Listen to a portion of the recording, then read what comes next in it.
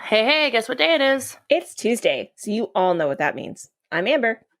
And I'm Alex, and this is another episode of True Crime and Chill.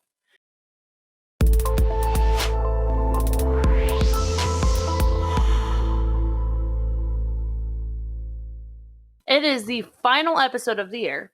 In just a few short days, 2020 will be done, and we can enter a new year with a hopefully clean slate. However, like we said last episode, this year hasn't really been all bad. We were able to start this amazing podcast and help some families that we have talked about in these episodes. I started school to help with my criminology career, and our very own Amber here got engaged. Woo woo. So I would have to say that this year isn't ending all that bad. No, it really wasn't. And I understand there's a lot of family and I have friends that have all suffered significantly. But I mean, I think that this podcast was a great creative outlet. It got a chance for us to be not only, talk more, but also meet a lot of other people on the internet with similar interests. Right? Like, I remember you and I, we would talk like maybe once a week. And not because we didn't want to talk, it's just because we had just separate lives and stuff. And now it's like we're talking at least once or twice a day every day. So it's nice. It's nice. All right. So I wanted to kind of stick with the theme of doing a case that, had like a New Year's theme and stuff. But, it's really hard to find cases out there that have like a New Year's theme. It's all Christmas. Yep. So I was going to do like another Christmas episode and stuff. But that was before I found the case of Mitrice Richardson. And I knew that I needed to tell you guys about it because it is insane. All right. Well, let's get to it. So, starting at the beginning, Mitrice was born April 30th, 1985, to Lettice Sutton and Michael Richardson. Her mother and father actually eventually separated because they were married. They eventually separated and divorced. And Lettice actually met and married Larry Sutton. From there, Lettice and her daughter actually moved out to Covina, California, where Mitrice grew up. Was it West Covina? Michael, yeah, about Covina, West Covina, about that area. West Covina was where her great-grandmother lived. So, Michael was actually not really involved in Mitrice's life when she was younger. He actually had gotten into some trouble and was put into jail for a little bit, but when he got out, he started reforming himself. And as Mitrice got older, her and her father actually had a better relationship, which was really cool and everything. Like he was also at the forefront of everything when Mitrice went missing and stuff. So, but she was very much into beauty pageants. She loved to dance. She had a 4.0 GPA at school. After graduating South Hills High, Mitrice ended up getting a degree in psychology at California State University in 2008. Like, this girl was dedicated and she got stuff done. Like, at the time of her death, Mitrice was also openly gay and dating her girlfriend of 2 years, Tessa Moon. In fact, Tessa was also hugely involved, along with Michael and Lettice, obviously, in trying to find Mitrice when she went missing and trying to figure out what really happened to her after she was eventually found. Mitrice's life was actually on track, and her family was so happy for her. However, in 2009, things kind of started changing for her. Changing how? Well, to start off with, around the fall of 2009, Mitrice ended up breaking up with Tessa. Something that was hugely out of the ordinary for her, and her mother noticed, obviously. Mitrice actually suffered from bipolar disorder. Now, I couldn't find any reports of like when she was diagnosed, but she very much had it in control the majority of her life and stuff. Like, it never really was a huge issue in her decision making, but it really did explain the erratic behavior that she was exhibiting at the time before she disappeared.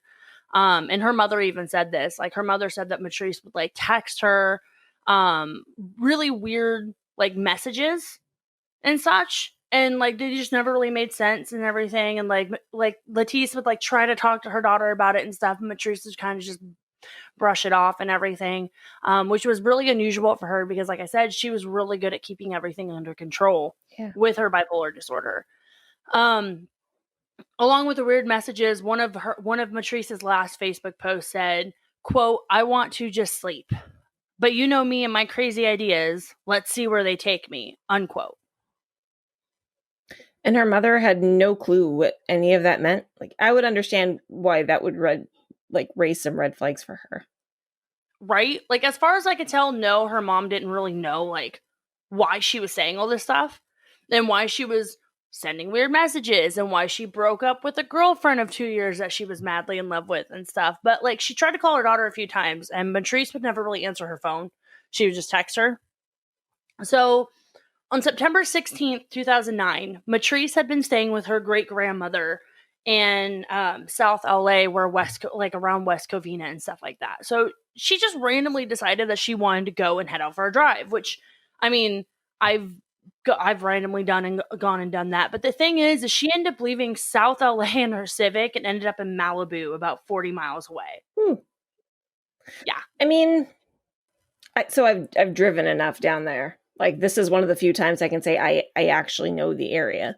Yeah, I mean, but it's like an hour distance. Like, I mean, up here, there would be days I'd go for a drive and I would drive out to the other end of Lake Crescent and back.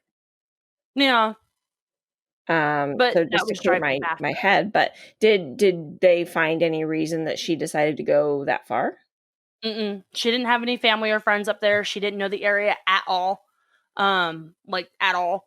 And from what I could, and like I said, I even looked at maps, and South LA, where Mitrice was staying with her great grandmother, to Malibu, where Mitrice stopped, it's about an hour drive. Mm-hmm. Like I said, I've gone for night drives, and driving out to Lake Crescent and back, for those of you who aren't from Port Angeles or don't know the area out there, like the drive from Port Angeles to Lake Crescent and back is about an hour and stuff. And so it's about the same thing. But the thing is like where she went, I mean, it's Malibu. Like it's busy. There's shopping, there's people, there's all this stuff, but she wasn't really meeting anybody. And so she arrives in Malibu. Okay. And like she didn't leave, like she left the house, she didn't tell anybody she was leaving. So she didn't tell her mom, she didn't call her mom, she didn't like tell her great grandmother, like nothing. She didn't tell anybody that she was leaving. She just up and left. And so she ended up stopping at this restaurant called Joffrey's. Now, from what I could find about the place, it is a very high-end restaurant. Like, I'm talking 4 stars, high dollar, featured on the Food Channel, like, high-end restaurant. Like, this is definitely not a place that you'd wear ripped jeans and a Bob Marley shirt with a hat that she was wearing that night and stuff. So, regardless, yeah, she was very much not dressed for this restaurant, which shows that she actually wasn't planning on going there. Regardless, Mitrice stopped and drove into the parking lot. The valet that actually took her car for her said that when like she parked and she got out of the car, he noticed that she was kind of acting erratically, but he didn't think anything of it because it's like, it's Malibu, like whatever, people are always doing something. Yeah, and but she kept like mumbling. Yeah, well, she kept like mumbling like really weird things, and then mumbling about like the avenging the death of Michael Jackson. Oh, yeah. So like just really strange things, and like saying keep a lookout for somebody with arm tattoos and stuff like that. And so, like I said, he just thought she was an eccentric person, so he went and parked her car and was expecting to come back and find her gone. Instead, he found her in his car rummaging through his glove box. What? So how? He's the valet, and yet she was rummaging around. I guess where the valet stood is like because you can't park your car in any of the valet spots. So his car was parked right next to the valet spot and stuff. So that's where his car was. So when he came back from dropping her car off, he found her in his car rummaging through his glove box. Yeah, that's weird. Yeah, so he was like, "That's weird. Why would you go in a stranger's car and just start rifling through their stuff?" Like he then proceeded to ask if like. Right? But like at the same time, it's like, like he wasn't expecting it to be gone that long. He had the keys. There wasn't really a way that anybody could steal his car, stuff like that. But like, I mean, from the limited use of valet usage I've ever had, they take your car, you take the stub, you go inside, and that's it. You don't wait for them. And you definitely don't get into their car that's sitting next to the valet booth. No, but you do have to wait for them to come back with the stub. Oh, well, they usually just gave me the stub there because one person would give me the stub and one person would park the car. Well, it also depends. So there's a couple different types. I mean, there's multiple variations of valet. And one of them is, they'll give you the stub and then just take your car and then you leave. Other times it's you wait for them to come back with your stub so you know where it's at. Because if you arrive after they close, you need to go get it yourself. It just depends. Well, but this is for a restaurant, so True. You would obviously be picking up your car. before they close, because, and even if they weren't, with restaurants especially, like, they have to stay until all the customers have left the restaurant. So sure, but if you at drink least too much at least and that's how it you was get in a ride Hawaii. someplace So, else, anyway, but I mean, that's anyway, how it was in Hawaii, is like they had to right? No, do no, that. But anyways, I agree. But anyways, like, so she goes inside, and the valet kind of follows her inside and is like, hey, like, tells the hostess, like, hey, just a heads up, like, this woman's kind of acting a little weird. I don't know if she's on something, but, like, Right. she's acting a little weird. So, like, once inside, Mitrice, like, ends up ordering, like, a Kobe steak and an ocean breeze cocktail. Okay. Now, mind you, she just walks in. Like, she walks in, she gets seated, she orders food, and that's it. Mm-hmm. She ended up going and sitting, like, as she's, like, sitting there with her food, she ends up noticing, like, a table next to her and stuff of, like, about 7 or 8 people. And she, like, goes over to them and just starts sitting and sits next to them and just starts carrying on a conversation with them. Mm-hmm. Sorry, to me, it's not that weird because I've done that. But, like, you're sitting alone at a table. Yeah. In a high-priced restaurant. Mm-hmm. I'm sorry, but if some random person came over and just started carrying on a conversation with me, I would look at them like they were crazy. Well, I don't know you. I'm trying to enjoy my dinner. Can you please go the hell away? in a high-end restaurant, it is a little more odd, but I start conversations with people anywhere at any time. That's just who I I mean, am. I do too, but I also know that there's a time and place. And sitting down at a dinner table when you're separated is not the time to do that. I'm not saying her behavior wasn't erratic, and I Because you don't understand know, that that's what you're know. leading to, but but she didn't know them, correct? But the behavior is weird. Like, Yeah. the behavior, like, is weird. Yeah. It is weird behavior because like, majority of people don't do that. Right. And stuff. And so, and she didn't know who they were. Like, she had absolutely no idea who they were and stuff. And, like, a waiter came by and the hostess came by and was like, hey, are you guys okay? Do you want us to take care of this? And they're like, no, like, she's a little weird, yeah, but, like, we can manage her and stuff. Like, they were being nice to be nice and everything. And so eventually Mitrice went back to the table after that table of 7 left. So she went back to her own table after that table left. She eats her food, she eats her food, she doesn't touch her drink, but she eats her food and stuff. And, like, and that's important. Like, she eats her food, but she doesn't touch her drink. Short while later, she herself gets up from the table and tries to walk out the door. And that's where the manager stops her and goes, hey, you still need to pay your $89 bill that you have left. Yeah. So that's when things start getting, like, a little sketch. Like, she tried to say, like, the other table should have covered her, but they obviously didn't. And then the manager was like, no, that's not right. And then she tried to say that she was, like, an alien from Mars and could pay for sex and everything. And once again, the manager was like, no, you need to pay your bill. And I've read a few reports that say, like, her wallet was, like, in her car. And in her bank account, she had the money to be able to pay the $89. She had more than enough money in her bank account to be able to pay the $89. So why didn't the restaurant let her go to her car? Like, have somebody walk her to her car, walk her back inside the restaurant to pay for this bill if it was that important to pay for it.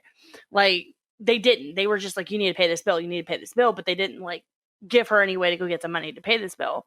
And so eventually Mitrice ended up emptying her pockets to show, like, hey, I have no cash. And a joint came out. And so that's that point, another staff member in the restaurant ended up calling the Lost Hills Sheriff Station to make a report on Mitrice. Because it was illegal then. And it's not now. yeah, and saying she was behaving erratically and she might be on drugs. And, like, this is kind of where things get a little bit hazy with reports, because I've read multiple reports and I've heard multiple reports. And some say, like, they called the police before they called Mitrice's great grandma, and some say they called the police after they called Mitrice's great grandma.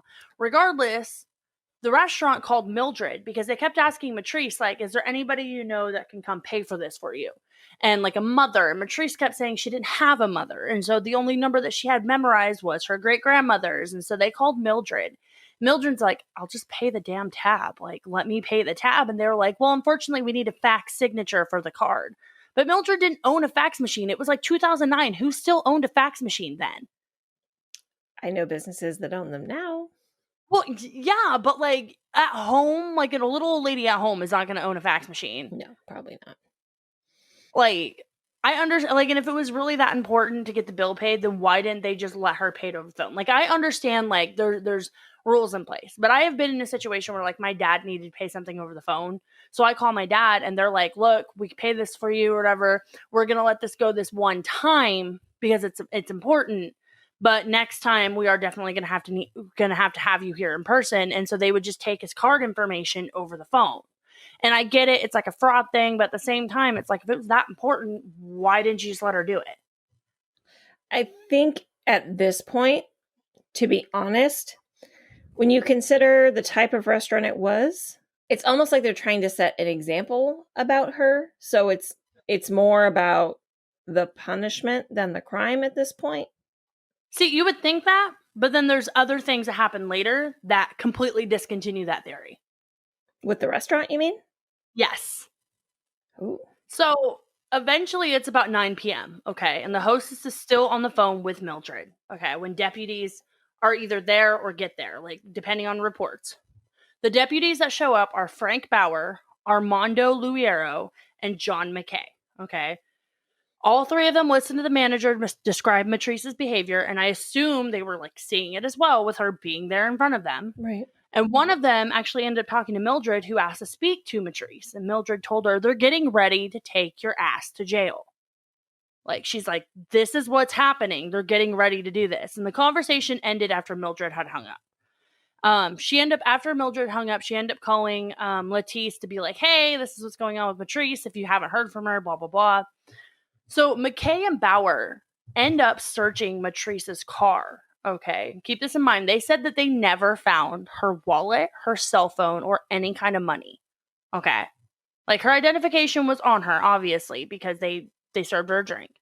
But they said that they didn't find her purse with her wallet, her cell phone, or her money in the car. However, they did find less than an ounce of marijuana and a half a bottle of booze. Sure. They did a sobriety test. She passed with flying colors. She wasn't drinking. She wasn't on drugs, stuff like that. They then asked her if she was on any medications. No. Had she been in a psych hold? No. Like, completely no. In the restaurant, and here's where it contradicts what you had said about making an example. The restaurant even was like, look, we'll just pay the bill and let her go with so she can just go with a misdemeanor for pot possession. That's all. Like, let her go. And stuff. Like, the police instead concluded that, she was not able to be by herself and she needed to be locked up. So they took her to Lost Hills Sheriff Station, like where they were from. So the manager of the restaurant has actually been super quiet about everything that happened that night. When Mitrice was found, the restaurant was actually bombarded with hate. Like, yeah, it was bad. And there was an article that the manager had actually spoken. He was like, I really wish I could have gone back and done everything differently that night, because if I did, I would have just let her go and not call the cops, because he feels responsible for her death, because he feels that if he had not called the cops, she would still be alive. Well, I'll need to know more about how she died. We'll get there. Trust me. Before I can say, yeah, no, I can understand that, because that doesn't make any sense to me. We will get there. I do know, though, a fun fact: if Lost Hills Sheriff Station sounds familiar to you, it's because that's where Mel Gibson was brought after his drunk driving arrest. It is. So in 2006, when he was drunk driving, he went on his anti-Semitic rant and stuff like that. That's where, yeah, Mel had a hard life. But it was the Lost Hills Sheriff Station that actually picked him up and booked him and stuff like that. So this is where she's going. So like, this place is like, that little tidbit ties into that. The little tiny tidbit actually ties into the story at a later time as well. But so, like I said, the restaurant had decided not to press charges, but the police, arrested Mitrice anyway, as well as impounding her car. Now, remember when I said that the two deputies said that they didn't find anything in her car, concerning her wallet, her cell phone, or like her money or anything? Right. Well, when her parents, after Mitrice went missing, they went and got her car at an impound. When she went missing, her parents found everything in there. So why would the police say something different? Who knows at this point? Like, maybe they just didn't search hard enough for it. But they would have had to if they found less than an ounce of marijuana in her car. If they found that in her car. Sorry. Yeah, if they found it in her car. Exactly. Like, Lettice knew that her daughter was getting locked up because, like, her mom had called, like, her grandma had called her and been like, look, this is what's going on. But, she figured that they wouldn't be releasing her daughter that night. And if they did, they would most certainly call her or have Mitrice call her, because that would just be dumb if they didn't. You get a phone call. Exactly. So she ended up calling the deputies anyway, who assured Lettice, yes, we're going to keep your daughter until the morning because it was the safest thing to do, because we do not think that she is okay enough to be on her own right now. Yep. And she's like, cool. She's like, if you guys really need me to come get her, I will. I just don't want to have to wake up my youngest daughter, drive an hour to pick to pick Mitrice up and stuff. Like, wait for her to be out processed and all that stuff or whatever, and then drive back home at this late a time. So if you guys really need me to come by and get her, I will. But if I don't need to, and they said, no, you're good. Like, everything's good to go and stuff. And so she's like, okay, cool. I'll just pick her up in the morning. Maybe this will do some good for her or whatever. Like, maybe it'll get her head on straight and everything. Because she's not a bad kid. She's just having a bad moment right now and stuff. Right. And so, because, she was 24 years old. Like, we were all young, dumb, and stupid at 24. Like, well, that's something my parents always said to me, is if I got thrown in jail, I would be staying there overnight. They would not be coming to get me. Exactly. So that makes sense to me. Exactly. So Lettice called about 12:30 a.m. Okay. Well, when they got to the station, and the station was about 20 minutes from the restaurant. Okay. And this is before they had arrived at the station before Lettice had called. Mitrice had actually made like a 4-minute phone call to her great grandmother, supposedly, and I put that in quotes because, like, it's a supposed thing. However, there was no recording from the station showing that, like, she had made a phone call. Okay, so first of all, who said that she made the phone call? The police. And the phone call wasn't recorded? Because aren't they always recorded? Usually, yes. However, conveniently for this one night only, this particular call was not recorded because the payphone that usually records the outgoing calls was broken. So they had to use a line in one of the offices that wasn't recorded. So, yeah. And what's even weirder is that Mildred's phone records don't show that Mitrice ever called her. So she could have been on the phone and she could have been talking to just like dead air, or she could have never made the phone call. Now, this is where it gets bad. Around 5:30 a.m., okay, Lettice calls the station to be like, hey, I'm going to come by and pick her up. How long is it going to take for her to out process, stuff like that? She was then told that they released Mitrice the night before by Sharon Cummings. Cummings said that they had released Mitrice from jail and offered to let her stay in the lobby, but according to them, she declined because she had friends to meet. So, with no money, no car, because her car was impounded down by the restaurant 20 miles away, and 40 miles from home, Mitrice Richardson walked out into the night with no one stopping her. Couple of things. First of all, who's Sharon Cummings?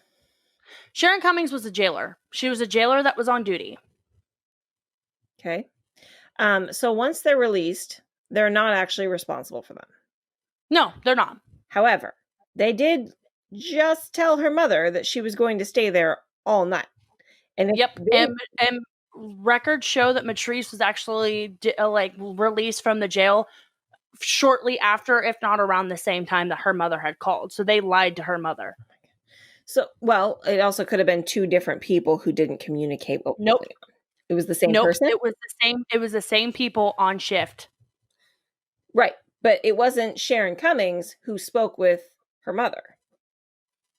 No, it was. Sharon Cummings spoke with Lettice, hung up with Lettice, and then went and released her. Out process Mitrice. Oh, that's bad. There are records showing everybody who was on duty that night. No, to me, right there, though, the fact that it was Sharon that talked to her and then Sharon that released her, that's huge. Okay, so also, though, if they really thought she had mental health issues, and her mother even said that she could come get her if they called, why didn't they just call her back or keep her locked up like they said they were going to? So her family has never actually been able to get a straight answer from the police department, from that sheriff's department. Like, as soon as Mitrice was declared missing, they locked down on the sheriff's department. Like, they stuck to the whole she was an adult and she wasn't intoxicated statement for the longest time. Like, the video footage even shows her leaving of her own accord. Yes, so there's video footage of Mitrice there's video footage of Mitrice in the sheriff's station. So there's video footage of her walking around the sheriff's station and stuff and walking around her holding cell. But surprisingly, that footage actually vanished for a few months after Mitrice was found, but was later found in a desk of one of the sheriffs mysteriously. But then when the parents actually sat down to watch it, they realized that the footage was edited severely. Yeah. Like, severely. Okay, so they're doing that she's an adult and wasn't intoxicated. Then why did they book her in the first place? Oh, the marijuana. Dumb. But then why would they let her go, though? Like, yeah, why would you book her in the first place if you just intended to let her go? If you were just going to let her go, like, you were going to drive her 20 miles away and then impound her car, and then...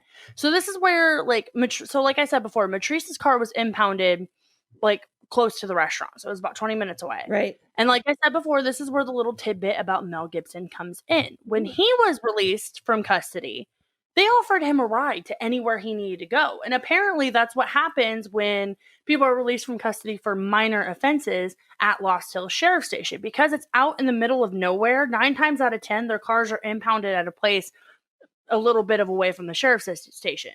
So if they don't have a ride somewhere, they usually offer them up a ride. So why didn't they offer Mitrice a ride? Because she's not famous. But they do it for non-famous people too. Typically. Like, there have been other people who, like, make comments like, yeah, you know, I got booked there, and they were like, hey, do you need a ride? Like, especially, like, if this is the time of night where there's not really a cab. Like, she doesn't have her phone, so she can't call a cab and be like, hey, can you come get me? Right, and it wasn't like Uber was a thing. Yeah, this is before Uber and stuff, so it wasn't like a... So here's my thinking on this, though. It's not stated anywhere that they didn't offer her a ride. Just that she was like, nah, I got people to meet, and then she walked out the door. And, however... And in her mental state, it would not surprise me if she's like, I can't wait for somebody to take me home. Plus, I don't want to show up in a cop car. Because, maybe she's going... Honestly, she may be going to a party where there could be minors, there could be drugs. And if she shows up in a cop car, how's that going to look? The issue is she wasn't going anywhere that night. No, she just, it said that she had people to meet. She said that she was meeting friends. She wasn't. She, again, was in her delusional state. She said she was meeting friends and she wasn't. And that was the thing. Right. The thing is like, with the way she was acting at the restaurant and with the way she was probably acting inside the jail, that makes me kind of wonder, like, why didn't you just keep her? Because it's not that you can't keep her because she's an adult. If you're looking at her and you can clearly see, like, oh, she's kind of, like, not mentally there all the way, you as, like, law enforcement are allowed to keep her in a cell for 24 hours. Or why not call her mother and be like, hey, unfortunately, we don't think keeping her here overnight is going to help anything. So I need you to come pick her up, instead of just releasing her out into the wild. Because, like, again, Lost Hills Sheriff Station is, like, in the mountains. Yeah. Okay. Like, it's like a good, like, right. It's 16 miles from the nearest place. So the other thing, and this is just me knowing a little bit about, obviously there was some definite mishandling of the situation, and it ended in tragedy, and hopefully they have fixed things since. However, you're shaking your head no. Okay. I'm shaking my head because no, they have not fixed things since. That's ridiculous. So here's the other piece, though. If all the holding cells are full and they have somebody who is... Just a second. I understand. Let me finish my sentence. I'm just shaking my head. If you're not watching the video, I'm just sitting here shaking my head. All right. I'm trying to get it all out because, there are questions that other people have, I know too. So, but if all the holding cells were full and somebody else was brought in, then they would have to release her. And then, with her mother, first of all, she's an adult, so they don't have to release her to her parents. That's the piece that sucks about all this.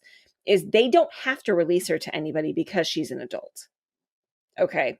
So they don't technically have to call her mother. They don't technically have to call her grandmother. They don't technically have to call anybody because she's an adult. However, because of the fact that she was clearly not behaving in a way that made a whole lot of sense. But again, she's an adult and they don't have to call anybody technically.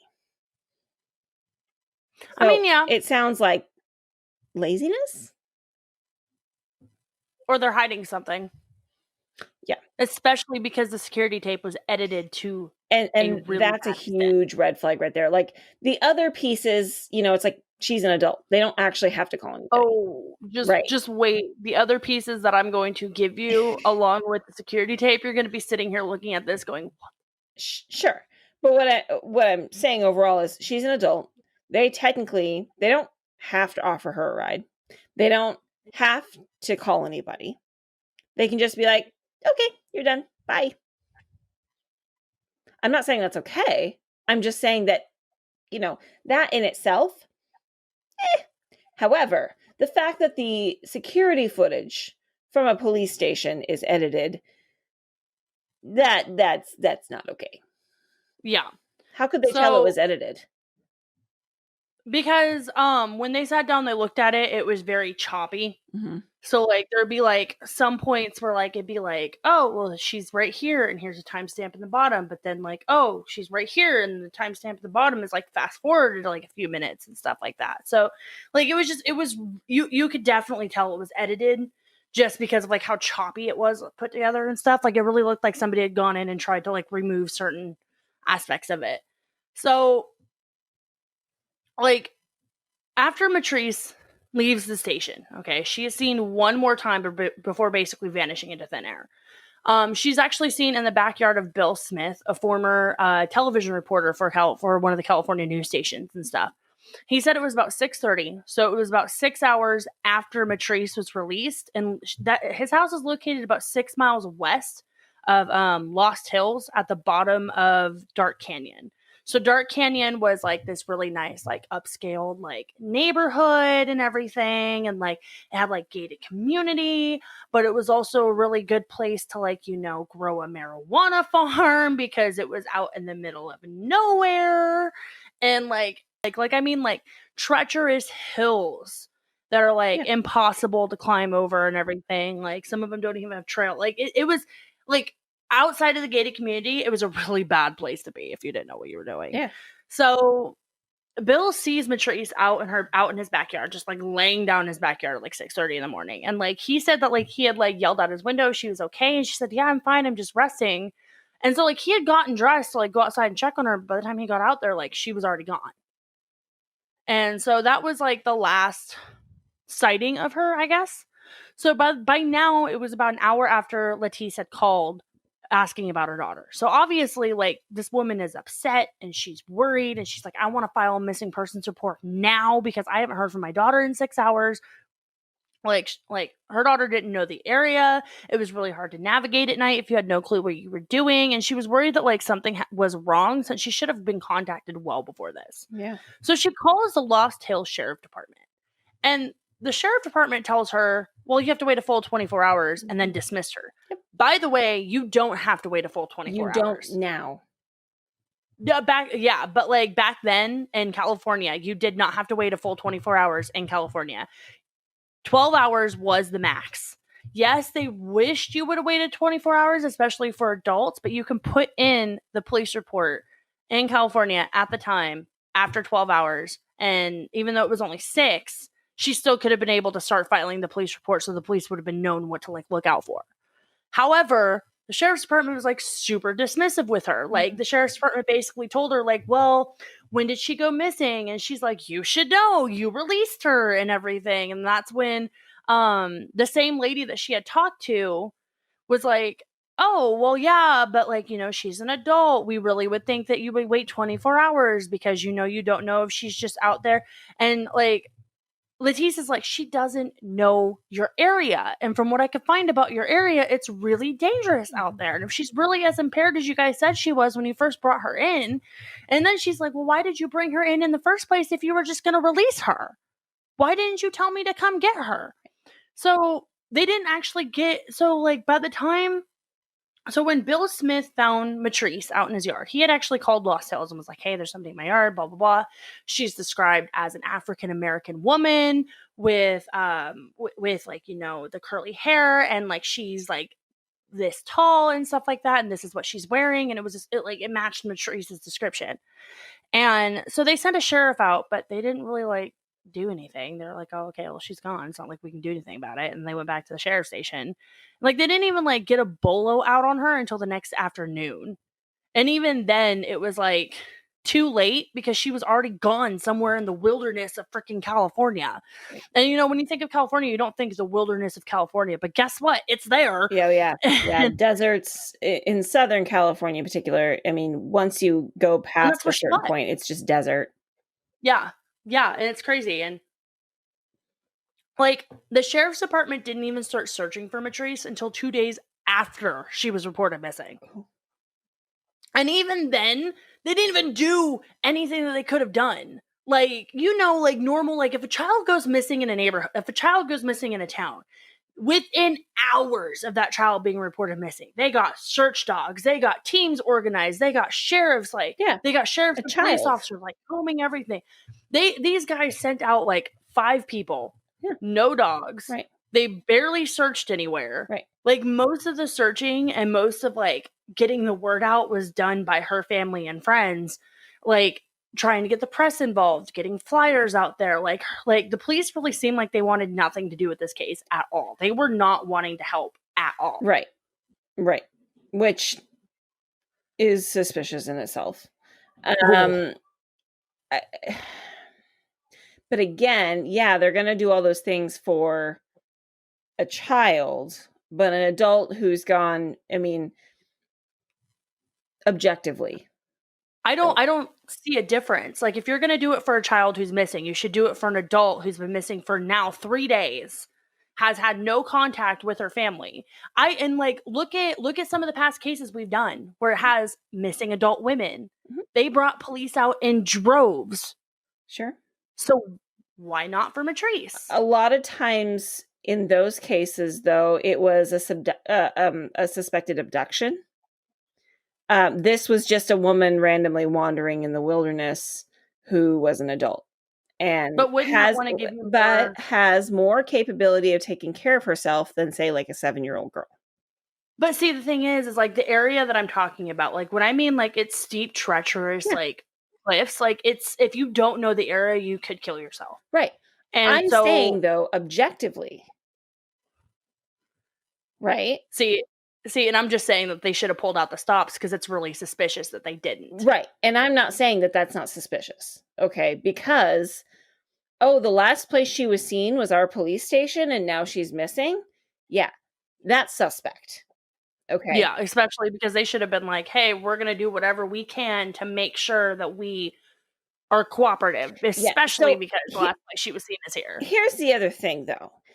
Have you spent any time in like the Malibu area? No. Okay.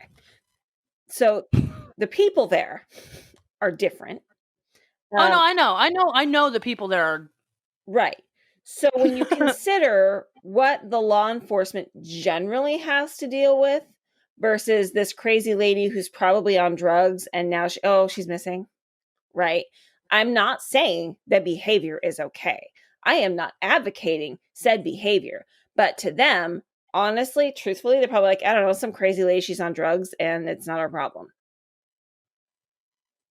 Which is another reason why I wholeheartedly believe that police stations need to work hand in hand with social services, because I think the reform they're working towards to do that is fantastic, because I agree. Yeah, like this definitely could have been prevented if they had somebody with like behavioral, like mental health background working with them and like on call to be able to come in and sit down and talk with her and be like, okay, Mitrice, what's going on? And even if on call that meant they couldn't be there till 6 a.m. or 9 a.m, they could have kept her there.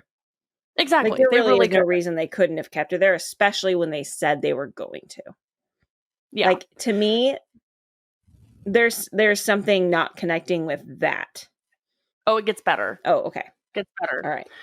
So as this starts getting some attention, okay, like I said before, Lost Hills Department, like, they closed ranks. They defended their actions that night, saying like, Mitrice was, They went back on what they said. They said Mitrice was lucid and in control of her actions, and that's why they decided to let her go. But that's not why they arrested her in the first place. Although the restaurant was the one who claimed, who said that they were doing all these things. And in reality, the police station arrested her because she was in possession of an illegal substance. Yeah, but the restaurant owner also said, like the restaurant manager also said that she was acting very not in control at the restaurant in front of the police. And the police were like, okay, we're just going to kind of take this with us and stuff. Right. So as time went on, okay, the reasons changed. First, it was, the jail was too full, which was a lie. There was nobody else in that cell. There was nobody else in holding that night. Ooh. There was nobody else who was booked that night at Lost Hills. That Lost Hills Station was a freaking ghost town when Mitrice was there. So no, they were not full, they lied about that. And then when people found out that they were lying about that, they changed it to, well, they have no reason to keep her there.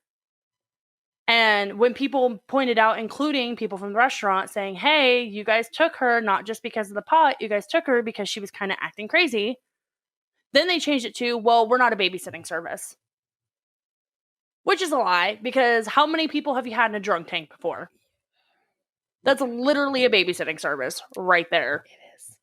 You're just babysitting drunk toddlers. Right. Like, let's be real here. So eventually, thanks to Mitrice's dad, Michael, they were actually able to get a $15,000 reward for any information on Mitrice and their whereabouts from the mayor of Los Angeles. Ooh. And the whole reason is because this guy was a realtor as well at the time. Okay. So Michael had called the mayor over and over and again and was like, hey, like, we need your help, all this other stuff. Mayor basically just brushed him off and was like, I'm not helping you, whatever. Right. So Michael gets a hold of his realtor service and says, hey, I am this famous football quarterback of this team, and I want to use you guys to buy some houses. So obviously the guy is like, oh, I'm going to handle this case personally. So when they meet up, Michael's like, surprise, I'm not famous, but now you're going to help me. Otherwise, I'm going to tell people that you brushed me off because I wasn't famous in the first place. And so the mayor was like, well, this is not going to bode well for me. So then he was like, basically Malibu. He was like strong-armed into like the Malibu mayor was like strong-armed into like helping and gave up $15,000 for a reward. So eventually on January 10th, okay, so this is January 10th, she vanished in September. Okay, so January 10th of the next year, LA County Sheriff's Office finally conducted the search that Mitrice's family felt that she deserved. Like, they had over 350 law enforcement officers out. They had over 500 volunteers. They had search dogs. They had helicopters. They had everything. Like, everything. So, but they didn't find anything, unfortunately. And Michael would always say, like, at the end of every day when they didn't find anything, like, Michael would always say, each day that we don't find her, it gives us a little bit more hope that she may be alive. Like, they knew, like, that little part of them knew, like, there might be a chance she's not, but they were clinging on to that little thing. But sadly, on August 9th, 2010, almost a year after she had disappeared, the discovery of Mitrice's body would crush any hope that her family had of getting her back alive. In the rough terrains of Dark Canyon, Mitrice's body was found. And when I mean, so before I go further into this, okay, let me just kind of describe this area a bit, okay? And I looked it up, and it's super hard to reach this place without scaling steep rock faces or propelling down. You have to literally be flown into this area or propel down a mountain. That's literally the only way to find the area, to be in the area that Mitrice's body was found. So, in fact, the sheriff's team that was called, which was Lost Hills, had to be airlifted down into the spot where the body was, just so they could actually get there, okay? Now, back to the story. Okay, so back to the story. So now that you know, kind of what I'm talking about with this area. When human remains are found, okay, normal protocol is to have both the officers on scene and the coroner's team on scene. So the coroner's team can review the site, take pictures, collect evidence, establish crime scene, put up tape, make sure nobody's trampling all over evidence, stuff like that, figure out what's important and what's not, and then letting the officers handle everything else after that, handle the investigation after that. However, where the sheriff's team was flown down to the area where the body was found, the coroner's team was not. they weren't even like down there at all. The coroner's team didn't actually get Mitrice's body until she was flown back to the coroner's office. Yeah. So the coroner team, like even the coroner was like, this is really odd because I'm supposed to be down there looking at the crime scene and figuring out what's important and what's not important right now. And so Mitrice even called the sheriff's office and was like, hey, what's going on? Because she was notified that it was her daughter. And she was like, hey, what's going on? I want to know like what steps you guys are taking and like what you guys are doing to make sure like the crime scene is being preserved, stuff like that and everything, to where if something did happen to my daughter that was not an accident, we would know. And the deputy was just like super rude and dismissive. And again, lied to Mitrice. And it doesn't specifically say what deputy. All it says that was from the Lost Hills Sheriff Station. Mitrice asked again what would happen and how they were going to secure her daughter's remains. They told her that they were going to wait until morning so that way they can gather them all up because it was too dark, and then they would fly them out to the coroner's office in the morning. They had not mentioned, they also neglected to mention that it was only those officers who were down there. There weren't anybody else. Couple things. First, obviously highly suspect. And they've, obviously got a history of saying things that aren't true. Yeah. But also, if they didn't think it was a crime scene, doesn't it get handled differently? Like, oh, she got lost out here and, Everything is a crime scene until it's proven otherwise. Everything is a crime scene until it is proven otherwise. Like, again, I say everything is a crime scene until it is proven otherwise. I have talked to multiple law enforcement officers about this because that's something I've always wanted to know. Like, if you walked into a bathroom and a girl had slit her wrist in the bathtub, obviously you can tell that was a suicide. And like there was a note right there saying, I did this, it's in her handwriting, stuff like that. Obviously you could tell it was a suicide. It ends there, correct? And one of the officers I talked to said no, because you never know if something, you can't ever just look at something at face value. You always have to investigate it and make sure that, yes, she was the one who did this. Yes, she was the one who wrote that note. No, she did not write it under coercion or anything like that. No, nobody made her write it and then did it themselves. Because he's like, what happens if you go back a few years later and somebody comes out and says, no, I killed her. I made her write it, and then I slit her wrist myself. Then you're sitting there looking at this case going, why didn't I investigate this? Why didn't I make sure that it was? So every crime scene is a crime scene until proven otherwise. Well, so that just makes it suspect all around. Mm-hmm. Yeah. So what they did is that night they ended up gathering what they could find in the dark, basically, of her, because her bones were like, some of her bones were scattered and everything. So they basically end up gathering what they could find in the dark, throwing her in the helicopter, and flying her to the coroner's office. And when she got to the coroner's office, the coroner office even realized that a lot of her bones were actually missing. Like, a lot of them. The coroner was like, this is unprofessional. This is unnecessary. Like, this is terrible. Like, even the coroner's office was like, this is not okay. Like, the office was super wary of the sheriff's office because the coroner's office had told them specifically how to handle the remains, so that way they can make sure they can get enough DNA, like enough evidence off of it if it was there. And the sheriff's office basically said, whatever, we'll do it our way. So here's where it gets here's a little interesting tidbit. On the 13th of August, Sheriff Lee Baca ended up making a statement. Quote, we have no indication of a homicide at this point. I don't believe that the remains are capable of telling us a story, unquote. It's probably because you guys destroyed the remains. He also said that all they found was the skeleton of Mitrice. But in fact, they found some of her remains were mummified. Yeah. As if to give more proof to how unprofessional the sheriff's department is, Mitrice and her family went to the area where Mitrice was found. Like, they were able to like get permission from the sheriff's office to get escorted down there, like flown down there. They found her finger bone. Oh, and here's another little tidbit too. So Sheriff Lee Baca, okay, just to kind of like fuel your, wow, this sheriff's department is really sketchy right now. So Sheriff Lee Baca was the 30th sheriff of Los Angeles County. Okay. Very high honor, very high position. Homeboy got arrested for obstruction of justice of an FBI investigation into abuses in county jail. When? In 2017. He was sentenced to 3 years in federal prison for his role in it. They found out that during his, I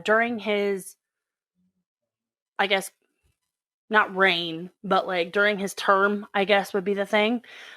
He was basically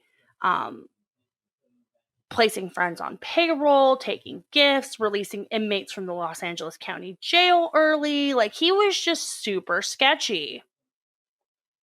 And totally seems like the guy that would cover something up for his workers. So is this the same county that the... Okay. So, yep, this is the same county that has Lost Hills Sheriff Station. Okay. So he was in charge of Lost Hills Sheriff Station. So he's actually currently incarcerated at one of the federal penitentiaries right now. Because he got in trouble. So just funny little tidbit about Sheriff Lee Baca. Yeah. 8 years later, he got thrown in jail himself. All right. Yeah. So we'll basically. And stuff. So it was just interesting because like there was just all this stuff, like with the missing videotape and the fact that everybody just kind of closed ranks and the fact that like nobody was really putting a lot of effort into trying to find, like, and the fact that like they didn't really like do anything to try like not investigating the crime scene is a huge red flag for me. And like, I'm not even law enforcement, and I can sit there and look at that and be like, anybody new to law enforcement would know how to secure a crime scene, would know not to just grab random bones from all around and toss them into a blanket and put them in a helicopter and take them off. Like, they didn't do anything that the coroner said that the coroner wanted them to do. They were still missing bone fragments. Like, obviously, if her family found one of her finger bones. Yeah. Like, could you imagine how like horrific that could have been for them? I mean, so this is out where there's going to be a lot of coyotes. And you know, I can't imagine the wildlife didn't get to her body if it was sitting out there for that long.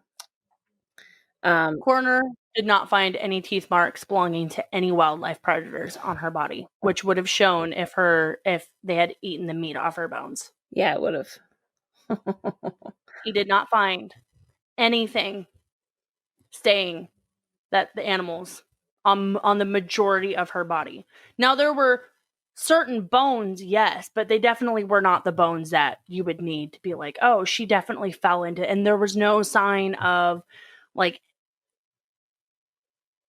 they couldn't, like, the coroner really couldn't give a cause of death because everything was inconclusive because of how badly they treated her remains. Shocker. Inconclusive. Why would you treat these remains so badly if you didn't want something to come out? And that alone is just disrespectful, period. Oh yeah. I don't care who you are. That's super disrespectful. Oh god, yeah.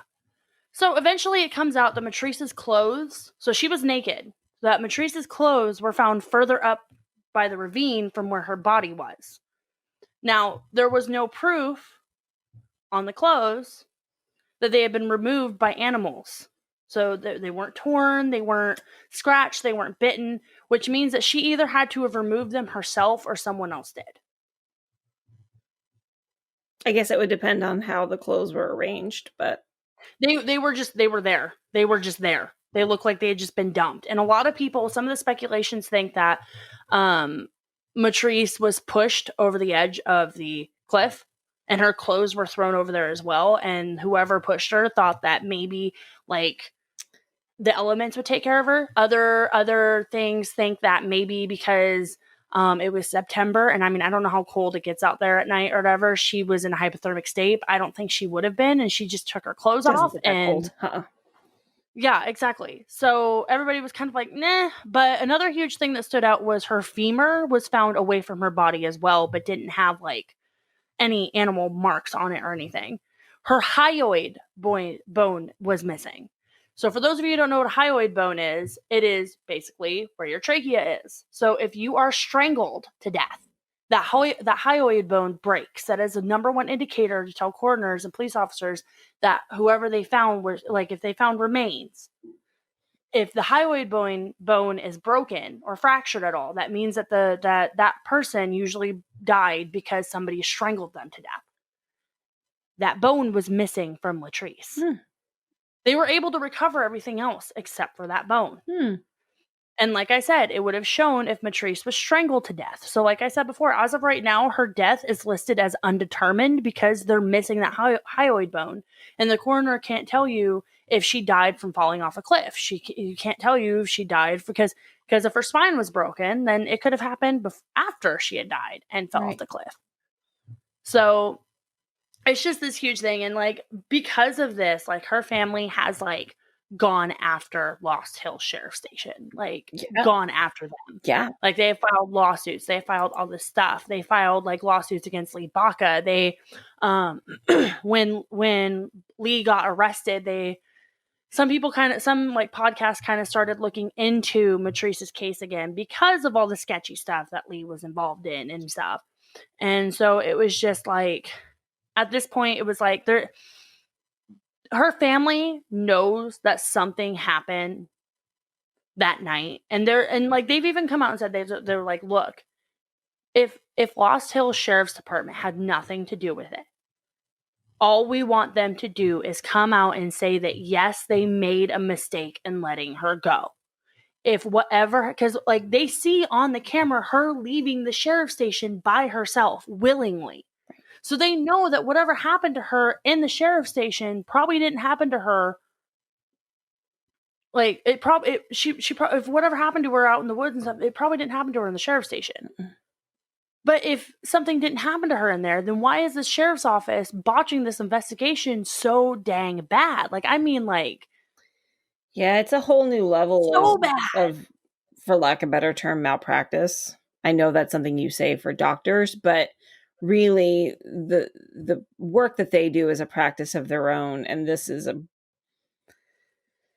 that's why I've been so like like this entire time, is because where you're going, well, I understand this. I'm sitting here connecting all the dots in my head from doing the case, and like, it'd be one thing like if they just like let her go and she was found and stuff, or it'd be one thing if like they gave her a ride to her car and she disappeared after that. Or it'd be one thing if after she had disappeared, they had gone into searching for her. Or like if they had done all these different things, or like when they eventually found her, if they had actually done what they needed to do to secure her body for the coroner's office and stuff. Like, all this stuff separately is like enough for you to be like, okay, well, you know what? It's not like they planned her death, but all this stuff together, it's really starting to look like they're hiding something and they just don't want it to come out.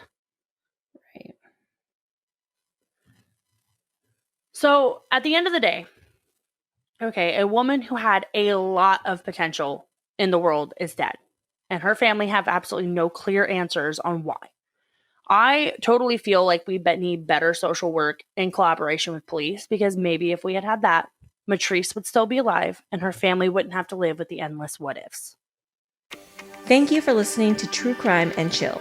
For more information, including case notes, photos, and sources, visit our website at truecrimeandchill.com. You can also stay connected with us on social media. You can find us on Facebook, Twitter, and YouTube. Look for new episodes from us each week on Tuesdays.